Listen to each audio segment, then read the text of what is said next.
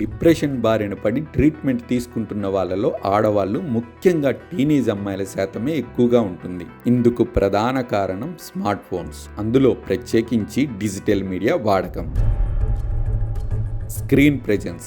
ఈ తరం యువత డిజిటల్ మీడియా టైంని రకరకాల పద్ధతుల్లో వాడుతుంది. అబ్బాయిలు గేమింగ్కి ఫస్ట్ ప్రయారిటీ ఇస్తున్నారు. అడల్ట్ కంటెంట్, సోషల్ పోస్టింగ్లు తర్వాత ప్లేస్లో ఉన్నాయి. అమ్మాయిల విషయానికి వస్తే మెసేజ్లు పంపడం, ఫోటోలు, వీడియోలు అప్లోడింగ్ కోసం ఎక్కువ ప్రయారిటీ ఇస్తున్నారు. గేమింగ్లో కమ్యూనికేషన్ డిఫరెంట్గా ఉంటుంది, కానీ మెసేజ్లు, ఫోటోలు, వీడియోలు అప్లోడింగ్లో మాత్రం అలా ఉండదు. ఏదైనా షేర్ చేసినప్పుడు, పోస్ట్ చేసినప్పుడు రెస్పాన్స్ కోసం ఎదురుచూపులు తప్పవు. ఇదే అమ్మాయిల్లో ఆందోళన, ఒత్తిడి పెరిగిపోవడానికి కారణమవుతుంది. ఉదాహరణకు, ఒక అమ్మాయికి ఇన్స్టాగ్రామ్ లో వేల సంఖ్యలో ఫాలోయర్స్ ఉన్నారు. ఒక ఫోటో అప్లోడ్ చేయగానే లైక్స్, కామెంట్స్ కుప్పలుగా వస్తాయి. తక్కువ టైంలో మరొక అమ్మాయి అదే రేంజ్ ఫాలోయింగ్ ని సంపాదించుకుంది. ఇది వీళ్ళిద్దరి మధ్య సోషల్ మీడియాలో పోటీకి కారణమవుతుంది. ఇన్స్టాగ్రామ్, రీల్స్, స్నాప్ చాట్స్ ఇలా ఏ ప్లాట్ఫామ్ ని చూసుకున్నా తమ సోషల్ పవర్ ని చూపించుకోవాలనే తాపత్రయం అమ్మాయిల్లో పెరిగిపోతుంది.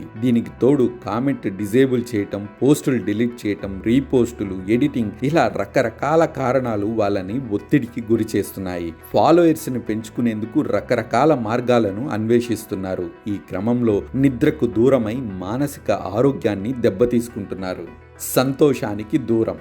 డిజిటల్ మీడియాలో టైం ఎక్కువసేపు గడపడమే కాదు, దాని కారణంగా ప్రతికూల ప్రభావానికి గురవుతున్నది కూడా అమ్మాయిలే. ఇంతకుముందు చాలా సర్వేలు ఇదే విషయాన్ని స్పష్టం చేశాయి. ఎక్కువ డిప్రెషన్, సంతోషం లేకపోవటం అబ్బాయిల కంటే అమ్మాయిల్లోనే ఎక్కువగా గుర్తించారు. అమెరికాకు చెందిన ది కన్వర్జేషన్ అనే ఆర్గనైజేషన్ ఓ సర్వే నిర్వహించింది. ఒక రోజులో అరగంట సోషల్ మీడియాలో గడిపిన 100 మంది అమ్మాయిల్లో 15 మంది సంతోషంగా లేరని ఆ సర్వేలో తేలింది. 6 గంటలు గడిపిన 100 మందిలో 26 మంది అసంతృప్తిగా ఉన్నారు. అబ్బాయిల్లో కేవలం 11 నుంచి 18 మంది మాత్రమే డిప్రెషన్ బారిన పడుతున్నట్టు గుర్తించారు. ఇప్పుడు 2 లక్షల మందితో ది కన్వర్జేషన్ నిర్వహించిన సర్వేలో డిజిటల్ మీడియా ఎఫెక్ట్ను కూడా గుర్తించారు.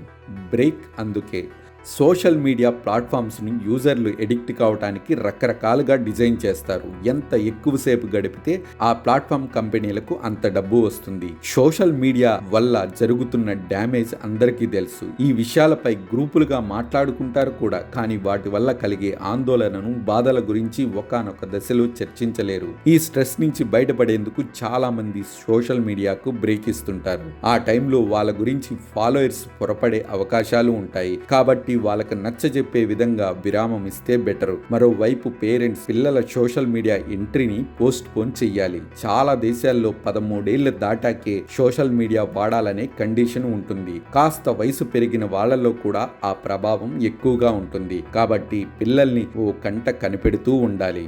Psychological factors. సోషల్ మీడియాలో ఫేస్ టు ఫేస్ ఇంటరాక్షన్ అమ్మాయిలను బాగా ఆకర్షిస్తుంది. ఈ క్రమంలో పాపులారిటీ, పాజిటివ్ సోషల్ ఇంటరాక్షన్స్ వాళ్ళ సంతోషానికి కారణాలవుతున్నాయి. ఆ హ్యాపీనెస్ అబ్బాయిల కంటే అమ్మాయిలకే ఎక్కువ. అదే టైంలో బుల్లింగ్, షేమింగ్, లేనిపోని వివాదాలు వాళ్ళకు మనశ్శాంతి లేకుండా చేస్తున్నాయి. అపీరెన్స్ గురించి ఎక్కువగా ఆలోచిస్తున్నారు. నెగిటివ్ కామెంట్స్, తక్కువ ఫాలోయింగ్ లాంటి అంశాలు వాళ్ళని కుంగదీస్తున్నాయి. ఈ విషయంలో అమ్మాయిలతో పోలిస్తే అబ్బాయిలు మెంటల్ హెల్త్ కండిషన్ చాలా మెరుగ్గా ఉండటం విశేషం.